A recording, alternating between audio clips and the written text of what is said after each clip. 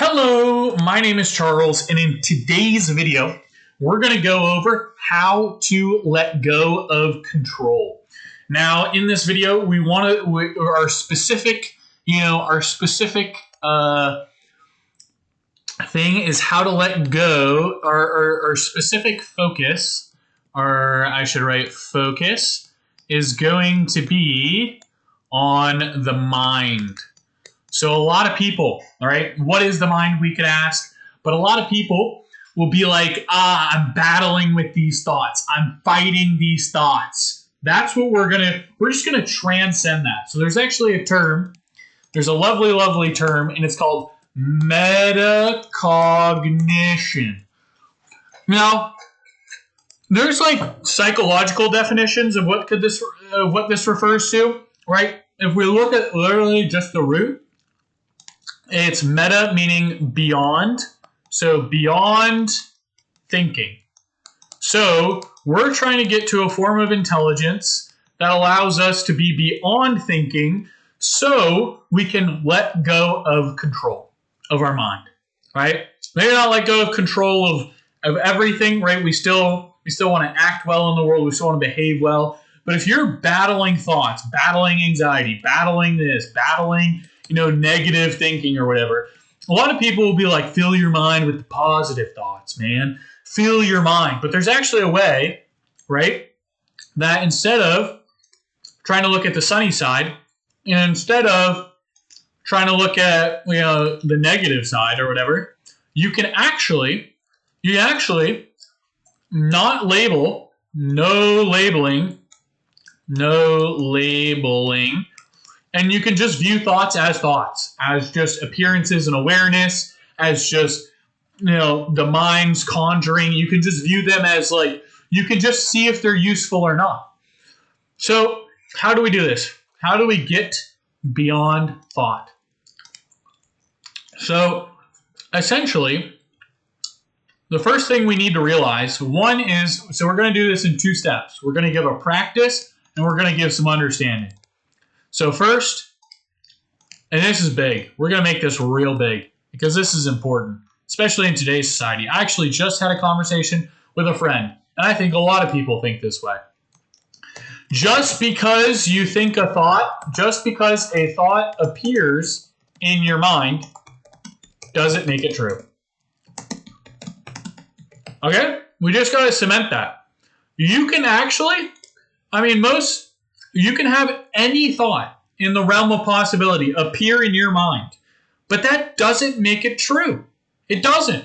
It's just either verbal or it's like subverbal language of I need to get food, or I wonder what this is. What's my plan? Right there, it could be a picture of something, could be a memory, could be some mysterious unknown feeling. But just because you have some mental appearance doesn't make it true. It doesn't. It just is. It just popped up. It's just there. And the time and energy and attention you give a particular thought, the behavior you act upon or not act upon, that's what makes it true. Just because you have a thought, right? Right now, here's how we can prove this to be true. Here's how we can prove this to be true. Think of someone you really, really don't like. You really, really don't like them. You just don't like this meanie bobini, stinky head. You don't like this guy, right? Think of him in your mind, and now just think the thought, because you can think any thought you want. I like this guy. Just put that thought in your head. I like this guy. And you know what's going to happen? Just because you thought I like this guy doesn't immediately make the feelings and doesn't immediately mean you actually do. It's just a thought you popped in your head, right? You can think of the person you hate at work, the person this, right? And if you're essentially, that's why we'd say you're lying to yourself. If you just say if you just force yourself to think I like this guy, it doesn't automatically mean you do. So just because a thought appears in your mind doesn't make it true. The time, attention, energy, and living reality, you acting those thoughts out, you behaving them, you holding them to, you choosing to believe in them and holding them to be true, that's what makes them, in a way, true to true. That's what, in a way, makes them true. At least about personal things. I mean, there's an objective reality that, like, is undeniable. Like, this desk is here. I'm right here, and you can see this visual thing, and there is visual stimulus here for you to observe, and so on and so forth, right? But in terms of, like, I enjoy coffee. If you don't enjoy coffee, like, you absolutely don't like coffee, and you just think yourself, I like coffee, is it going to feel like, just because you have the thought, does it make it true? And so the second way we're going to get through this, right? So now we have understanding. Number one is we have understanding, and number two is we're going to have a practice. We need a practice. So I'm actually going to make a new tab for this.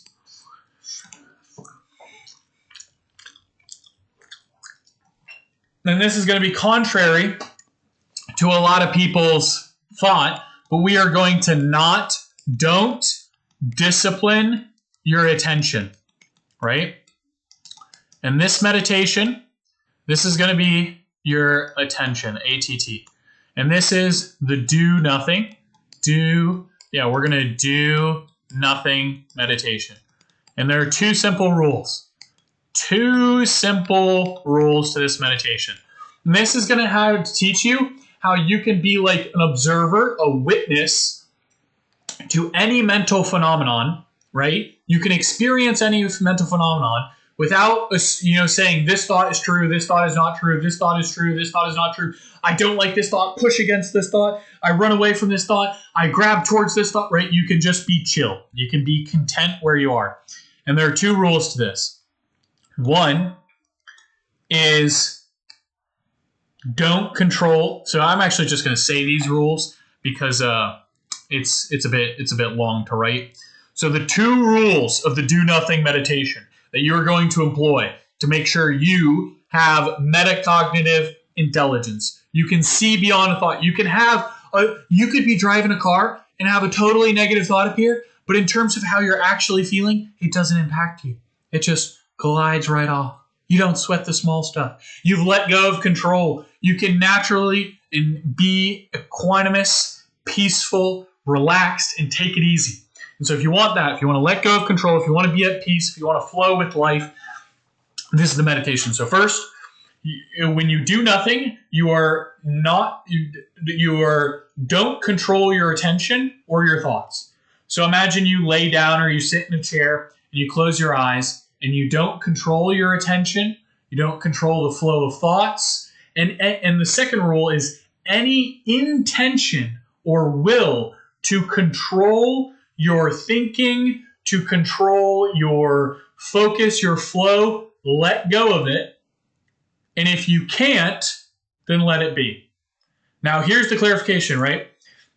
Because you're like, that sounds like some control. So isn't that paradoxical? Well, if you have an intention to, let's say, focus on a certain thought, just don't attend to that, and naturally it'll subside. So let's say you have the intention, I want to think about, my business, right? That pops up, then just let that fade because it won't fulfill itself. Just let it fade.